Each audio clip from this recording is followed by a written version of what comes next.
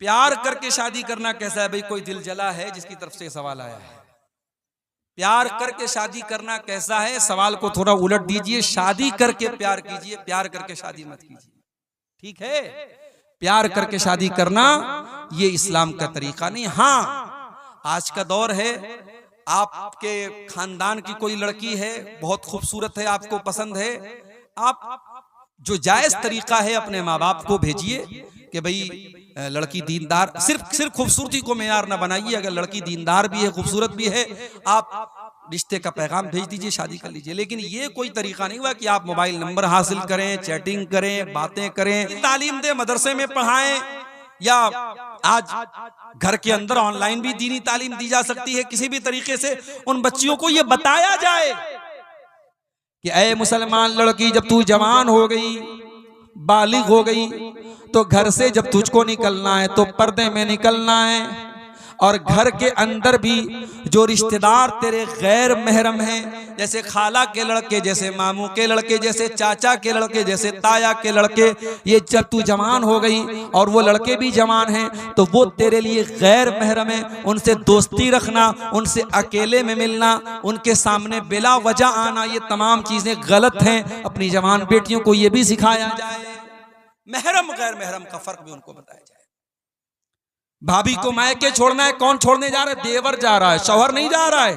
शौहर छोड़ने चला जाएगा तो नाक कट जाएगी। कौन छोड़ने जा रहा है? जवान देवर जा रहा है, बाइक पर बैठा है, बहू उससे कंधे से कंधा सटा के बाइक पे जाए। ये कैसी बेगैरती है जो आज हमारे इलाके में।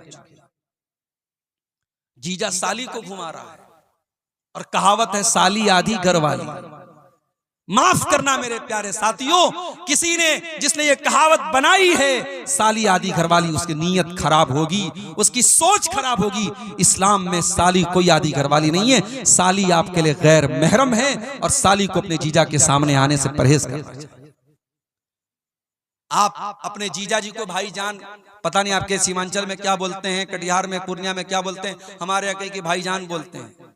जीजा को भाईजान बोलते हैं, बहन के शौहर को भाईजान बोलते हैं। तो भाईजान बोल देने से वो आपके भाई नहीं हो जाते हैं। एक लिमिट होनी चाहिए, एक पर्दा होना चाहिए। नबी अकरम के पास एक सहाबी आते हैं, सवाल करते हैं, अफरअयतल हमवा या रसूल अल्लाह, अय अल्लाह के नबी, क्या देवर भी भाभी के पास अकेले में नहीं जा सकता? जीजा साली के पास अकेले में नहीं जा सकता?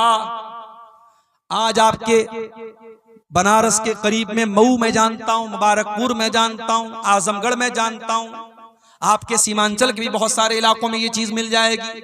शौहर बाहर कमाने गया है, ज्वाइंट फैमिली सिस्टम है, बीवी उसी फैमिली में रहती है, देवरों के साथ, जेठों के साथ, ज्वाइंट फैमिली सिस्टम में शौहर दूर रह रहा है, परदेश में रह रहा है, और उसकी जवान बीवी उसी घर में रह रही है। देवरों और जेठों के बीच में कोई पर्दा नहीं है।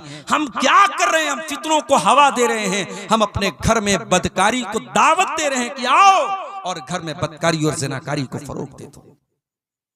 मेरे प्यारे साथियों, नबी ने फरमाया देवर अपनी भाभी के लिए मौत है, जीजा अपनी साली के लिए मौत है। महरम और गैर महरम का फर्क भी हमारे घर में होना चाहिए। अगर ये फर्क नहीं है तो इस बेहयाई को अपने घर से निकाल दो। अब एक आखिरी चीज हम बयान करके फिर कुछ सवालात हमारे सामने आए, उन सवालों का जवाब देके हम बात खत्म करेंगे। घर को अगर आप एक दीनदार घर बनाना चाहते हैं तो एक बहुत जरूरी चीज ये भी है कि आप अपने दस्तरखान पे किसको दावत दे रहे हैं। शराबियों को तो अपने घर में नहीं बुला रहे हैं, जानियों को तो अपने घर में नहीं बुला रहे हैं। अल्लाह के प्यारे नबी फरमाते ला याकुल तामक इल्ला तकी, तुम्हारे दस्तरखान पे मुत्तकी लोगों को खाना खाना चाहिए। दावत दो तो मुत्तकी नेक लोगों को दो, बेनमाजियों को, हरामखोरों को, रिश्वतखोरों को, सूदखोरों को, शराबियों को, जानियों को मत दावत दो। अपने दस्तरखान पे नेक और दीनदार लोगों को दावत दो। अपने घरों में दीनदार लोगों को एंट्री दो। याद करो हजरत नूह अलैहिस्सलाम की दुआ। हजरत नूह अलैहिस्सलाम ने क्या दुआ की थी? रब्बिग़फिरली वलिवालिदैया वलिमन दखल बैतिया मुमिनन वलिल मुमिनीन वल मुमिनात। आय अल्लाह मुझे बख्श दे, मेरे माँ बाप को बख्श दे, और मेरे घर में जो ईमान वाला आए तू उसको भी बख्श दे, और तमाम मोमिन मर्दों को बख्श दे, तमाम मोमिन औरतों को बख्श दे। पता ये चला कि अपने घर में नेक और ईमान वाले को, मुत्तकी को हम अपने घर में दावत दें। शरीयत इसकी भी हमको तालीम देती है। और आखिरी चीज ये है मेरे साथ, ये जितनी चीजें मैंने बयान की इनका ताल्लुक हमारी कोशिश से, हमारे संघर्ष से, हमारे स्ट्रगल से, लेकिन हिदायत तो अल्लाह के हाथ में है। हिदायत का रिमोट कंट्रोल अल्लाह के हाथ में है। इसलिए अल्लाह से दुआ भी करते रहो कि अल्लाह मेरे घर को नेक बना दे। और दो दुआएं मैं सिखा रहा हूं, इन दोनों दुआओं को नोट करो। पहली दुआ आपको मिलेगी 19वें पारे में, सूरह फुरकान के आखिरी रुकू में। बड़ी प्यारी दुआ है, अल्लाह के नेक बंदे दुआ करते हैं, रब्बना हब लना मिन अज़वाजिना व ज़ुर्रिय्यातिना कुर्रता आयुन वजअलना लिलमुत्तक़ीना इमामा। ऐ परवरदिगार, हमारे बीवी बच्चों को हमारी आंखों की ठंडक बना दे और हमें मुत्तकियों का इमाम बना दे। बड़ी प्यारी दुआ है, इस दुआ को पढ़ा करो मेरे साथ। और दूसरी दुआ कुरान के 26वें पारे में शुरू में है, सूरह अहकाफ में, जब इंसान 40 साल का हो जाए तो ये दुआ पढ़े। 40 साल का जब इंसान हो जाता है ना, तो मैच्योर हो जाता है। और जो 40 साल में भी न सुधरे वो कब्र में जाने तक भी नहीं सुधरेगा। ये बात नोट करो। बुरी आदतें जो छूटने वाली होती है 40 साल तक छूट जाती हैं, और जो बुरी आदतें 40 साल तक ना छूटे वो 70 साल में भी नहीं छूटती। कुछ बूढ़ों को देखो, 70 साल के बूढ़े हैं, चौराहों पर बैठे हैं और उनकी आंखें जो हैं इधर उधर घूम रही हैं। वो जवानी की शरारतें, बुढ़ापे में हाथों में जुम्बिश नहीं, पैरों में ताकत नहीं, मगर वो शरारतें बुढ़ापे में भी जिंदा रहती हैं बास बूढ़ों के अंदर। तो 40 साल इंसानी जिंदगी का बड़ा अहम पॉइंट है। इसीलिए अल्लाह ने 40 साल का होने के बाद ये दुआ सिखाई, और रब्बी औज़िअनी अन अश्कुरा निअमतकल्लती अनअमता अलैया व अला वालिदैया व अन अअमला सालिहन तर्दा व अस्लिह ली फी ज़ुर्रियती। बड़ी प्यारी दुआ है। ऐ अल्लाह, मुझे तौफीक दे कि मैं तेरी नेमतों का शुक्रिया अदा करूं। जो नेमतें तूने मुझको दी और मेरे माँ बाप को दी, और ऐ अल्लाह मुझे तौफीक दे कि मैं ऐसा नेक अमल करूं जिससे तू खुश हो जाए। वो अस्लिह ली फी ज़ुर्रियती, और ऐ अल्लाह मेरी औलाद की तू इस्लाह कर दे, मेरी औलाद को नेक बना दे, मेरी औलाद को अच्छा बना दे। ये बड़ी प्यारी दुआ है। ये दोनों दुआएं पढ़ा करो मेरे साथ, दुआएं पढ़ा करो। अल्लाह से ताल्लुक मजबूत रखो, इंशाअल्लाह अल्लाह आपके घर की हिफाजत करेगा। ये सवाल एक आया था, हमारे गांव की जुमा की मस्जिद में औरत की जगह है, तो क्या औरत जुमा की नमाज मर्दों के साथ पढ़ सकती है? पढ़ सकती है नहीं, पढ़ना चाहिए जी। आपके समाज में जो अज्ञानता है, जो जहालत है, जो मुसलमान लड़कियां आज गैर मुस्लिमों के साथ भाग रही हैं, मुर्तद हो रही हैं, उसकी बहुत बड़ी वजह हमारी कौम की लड़कियों और औरतों को दीन की तालीम नहीं है, ये वजह है। और जुमा की नमाज में अगर पर्दे का अरेंजमेंट है तो आप औरतों के लिए बिल्कुल इंतजाम कीजिए। मैं झारखंड में बाज़ इलाकों में गया और बाकायदा मैंने वहां जुमा के खुतबे में तकरीर में कहा कि आप अपनी औरतों का इंतजाम कीजिए, और अल्हम्दुलिल्लाह मेरे कहने का उन लोगों ने उनके ऊपर असर भी हुआ और वहां औरतों का सिलसिला शुरू हुआ। हाँ, औरतें जुमा में आएंगी, पर्दे के साथ आएंगी, पर्दे का लिहाज रखेंगी, औरतों की एंट्री अलग हो, उनका दरवाजा अलग हो, पर्दे का पूरा इंतजाम हो, मर्दों की नजर औरतों पर न पड़ती हो। अगर ये सारी कंडीशन है तो औरतों का इंतजाम बिल्कुल रखना चाहिए। रख सकते नहीं, रखना चाहिए। मजहब इस्लाम में बच्चा बंद करना जायज नहीं है, लेकिन ज्यादा बच्चे होने पर हम तालीम नहीं दे पा रहे हैं, इन हालात में हम क्या करें?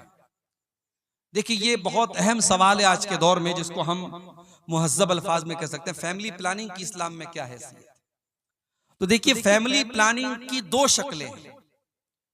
एक शक्ल ये है कि दो बच्चे हो गए, शौहर ने नसबंदी करा ली, बीवी ने नसबंदी करा ली, बीवी ने ऑपरेशन करा लिया, हमेशा हमेशा के लिए औलाद का सिलसिला बंद कर दिया गया। तो ये चीज जायज नहीं है। परमानेंट इस सिलसिले को रोक दिया जाए जब तक कि कोई ऐसी मजबूरी ना हो। कभी कभी ऐसा होता है कि औरत के अंदर कुछ क्रिटिकल बीमारी होती है और डॉक्टरों का इत्तेफाक होता है कि अब अगर ये प्रेग्नेंट हुई तो इसकी जान को खतरा है और डॉक्टर का कहना होता है कि आप इसका ऑपरेशन करा दे, तो वो एक मजबूरी की सूरत हाल है, उसमें कराया जा सकता है। बाकी फैमिली प्लानिंग के लिए जो वक्ती तरीके अपनाए जाते हैं, आप लोग माशाअल्लाह जानकार हैं, बहुत सारी चीजों पर आपकी नजर है। मैं पब्लिक प्लेस में तमाम लोग सुन रहे हैं, बहुत सारी चीजों का नाम मैं नहीं ले सकता। वक्ती और आरजी और टेम्पररी तौर पर हमल को रोकने के लिए जो चीजें अपनाई जाती हैं उनको अपनाया जा सकता है बच्चों के बीच में गैपिंग रखने के लिए। लेकिन सुनिए, लेकिन अगर हमल ठहर चुका है, अगर ये डॉक्टर की रिपोर्ट आ गई है या आज के जमाने में प्रेगा न्यूज वगैरह के जरिए पता लग जाता है कि हाँ बीवी को हमल है, अब उस हमल को होने के बाद अब आपको किसी दवा के जरिए, किसी एबॉर्शन के जरिए उसको खत्म करने की इजाजत नहीं है। उसके पहले, हमल के पहले के जो रास्ते और जो तरीके हैं वक्ती तौर पे रोकने के, आप उनके बारे में मालूमात करके उनको अपना सकते हैं। लेकिन हमल ठहरने के बाद किसी बच्चे को, चाहे वो अभी सिर्फ हमल की शक्ल में है, उसे कत्ल करने की इजाजत इस्लाम में बिल्कुल भी नहीं है। प्यार करके शादी सेटिंग करें और उसके बाद आप शादी करें तो ये जायज नहीं है, ये इस्लाम में इसकी इजाजत बिल्कुल भी नहीं है। दूसरा सवाल है, नया घर में कुरान खानी करवाना कैसा है? चाहे नया घर हो चाहे पुराना घर हो, कुरान खानी कराना जायज नहीं है। कुरान पढ़ना सही है, किसी को बुला करके लड्डू खिला के कुरान पढ़वाना ये सही नहीं है। और कुरान बहुत सारी जगहों पे क्या होता है, मरने वाले के लिए भी कुरान पढ़ते हैं, वो भी जायज नहीं है। कुरान पढ़ना नॉन ट्रांसफरेबल इबादत है, किसी को ट्रांसफर नहीं कर सकते। अब्दुल गफ्फार साहब कुरान पढ़ के मौलवी साहब को बख्श दें, इसका इस्लाम में सिस्टम नहीं है। हम कुरान पढ़ेंगे, हमको सवाब मिलेगा। इमाम साहब का वजू मुकम्मल नहीं है तो क्या मुक्तदी की नमाज हो जाएगी? नहीं होगी, दोहरानी पड़ेगी नमाज। और अगर नमाज के दौरान वजू टूट जाए इमाम साहब का, तो जहां से टूटा है वहां से किसी दूसरे को इमाम बना दे और इमाम साहब वहां जाके वजू करें और फिर से नमाज अपनी पढ़ें। बीच में अगर वजू टूटा है तो वहां से दूसरे को इमाम बना सकता है, लेकिन वजू ही सही तरीके से नहीं किया और ऐसी हालत में नमाज पढ़ा दिया और बाद में पता चला कि वजू सही नहीं था, तो वो नमाज दोहरानी पड़ेगी। अल्लाहु आलम।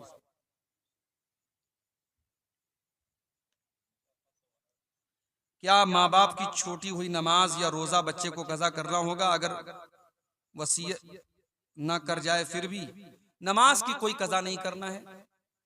रोजा अगर छूटा था और सेहत की हालत में छूटा था तो उसकी कज़ा करना है।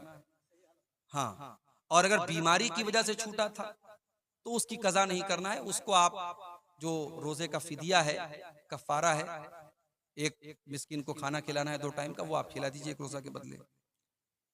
क्या वक्फ की हुई जमीन को खरीदा या बेचा जा सकता है? नहीं, वक्फ की जमीन को खरीदा या बेचा नहीं जा सकता है। हाँ, वक्फ की जमीन को खरीदा या बेचा नहीं जा सकता। हाँ, एक मजबूरी की सूरत में वक्फ की जमीन को बेचा जा सकता है। जैसे मान लीजिए कि वो जमीन रोड पे आ रही है और वहां पे रोड बन रही है, तो उस सूरत में अगर गवर्नमेंट ले रही है, उसका मुआवजा दे रही है, तो उसकी जगह कोई दूसरी जगह हम ले सकते हैं। या वो जगह हालात के हिसाब से ऐसी जगह होगी कि अब वहां नमाज पढ़ना मुनासिब नहीं है, मस्जिद चलाना वहां मुनासिब नहीं है, तो उस जगह को बेच करके दूसरी जगह हम वो मस्जिद बना सकते हैं। ये मजबूरी की सूरत में है। आम उसूल यही है कि वक्फ की जमीन को खरीदा और बेचा नहीं जाएगा। नहीं सर, क्या नहीं पाएंगे। क्या ईदगाह की जमीन को बेचकर दूसरी जगह ईदगाह को शिफ्ट कर सकते हैं तौसी के लिए? अब देखिए, मजबूरी की सूरत में तो ऐसा कर सकते हैं, लेकिन सिर्फ तौसी का मसला है, यानी ईदगाह छोटी है, हमको बड़ी ईदगाह लेना है और छोटी वाली ईदगाह को बेच करके हम दूसरी जगह बड़ी जमीन खरीदना चाहते हैं, तो ये मसला थोड़ा सा क्रिटिकल है, टफ है, मुश्किल है। इसके बारे में आप अपने इलाके के उलमा से समझ लीजिए या किसी बड़े इदारे से फतवा ले लीजिए। नगर के करीब एक मस्जिद है मगर जमात के लोगों की तादाद कम है, तो क्या गांव की किसी बड़ी मस्जिद में नमाज पंजगाना पढ़ने के लिए जाना कैसा है? जा सकते हैं, कोई हरज की बात नहीं। आज के दौर में नगर और गांव का कोई बहुत फर्क नहीं रह गया है। जहां पर भी जमात हो रही हो आप नमाज पढ़ सकते हैं। शहर के हैं गांव में जाके पढ़ सकते हैं, गांव के हैं शहर में आके पढ़ सकते हैं, कोई हरज की बात नहीं। क्या औरतों के लिए इजाजत नहीं है कि उसे जुमा की नमाज में शिरकत करें? बयान कर चुके हैं। ठीक है, हाँ पढ़ सकते हैं। दुआ पढ़ के किसी को दम